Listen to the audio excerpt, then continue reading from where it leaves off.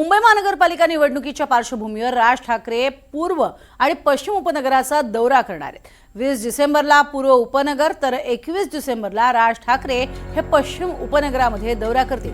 या दौऱ्यादरम्यान राज ठाकरे शाखांना भेटी देणार आहेत, त्यासोबतच काही नवीन शाखांचं उद्घाटन देखील करणार आहेत आणि महापालिकेसंदर्भात वातावरण निर्मिती केली जाईल असं कळतंय। राज ठाकरे हे पूर्व आणि पश्चिम उपनगर दौऱ्यावरती असणार आहेत आणि मुंबईमधले त्यांचे हे दौरे अर्थातच महत्त्वाचे असणार आहेत। अनेक ठिकाणी नवीन शाखांचं उद्घाटन देखील ते करणार आहेत। अधिक माहिती घेऊयात अक्षय कुडकेलवार यांच्याकडनं। अक्षय, काय अधिक माहिती?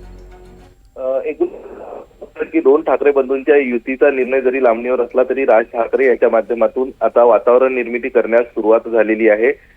निवडणुकीच्या पार्श्वभूमीवर मुंबई महानगरपालिका निवडणुकाचं बिगुल वाजल्यानंतर राज ठाकरे आता ऍक्शन मोडवर आले असल्याचं बघायला मिळतंय आणि भरगच्च असं शाखा भेटींचा दौरा राज ठाकरे यांच्या माध्यमातून केला जातोय। साधारण आपण पूर्व उपनगरात बघितलं तर 5 विधानसभा मतदारसंघामध्ये राज ठाकरे शाखांचं उद्घाटन आणि शाखांच्या भेटी करतील। पूर्व उपनगरामध्ये मानपूर, कुर्ला, अणुशक्तीनगर यासोबतच भांडूप या परिसरात राज ठाकरे यांचा हा दौरा असणार आहे। या दौऱ्यामध्ये जरी हा स्पेसिफिक या विभागामध्ये दौरा असला तरी ठिकठिकाणी राज ठाकरे यांचं स्वागत प्रत्येक विधानसभा मतदारसंघामध्ये केलं जाईल।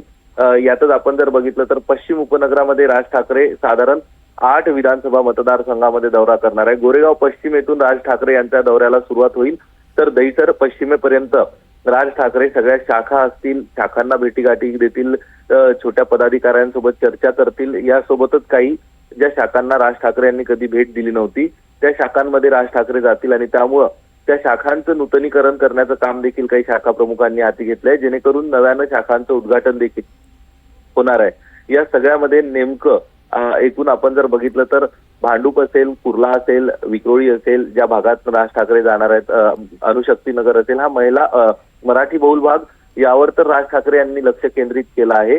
मात्र यासोबतच राज ठाकरे यांच्या माध्यमातून पश्चिम उपनगरामध्ये असलेल्या दहिसर असेल, कांदिवली असेल, मागाठाणे असेल, हा हिंदी भाषिक मतदारांचा, अमराठी मतदारांचा जो भाग आहे त्याला आमच्या सोबतच राहा, कारण आणखीन एक महत्त्वाची बातमी समोर येते त्याच्याबद्दल